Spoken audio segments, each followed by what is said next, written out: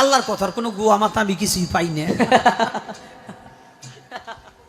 মাথা কোনটা গোয়া কোনটা এটা আমি পাই না।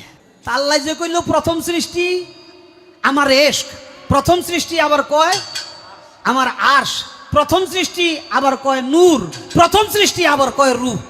আল্লাহ এক মুখে যে এত কথা কয়, আল্লাহর মুখ কয়টা? আল্লাহর আগামাতা নাই।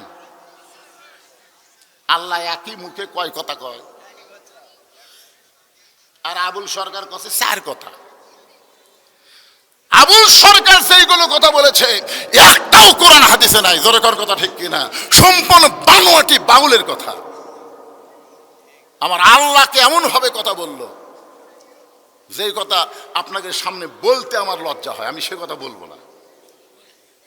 না, ওই খাপসা কথা বললে আমারও ইমান থেকে যাবে। তুই কষে কষে তুই আর রিপিট করলি কেন? আমি শুধু এইটুকুই ভদ্র হয়ে বললাম, আগামাতা নাই, আল্লাহর আগামাতা নাই।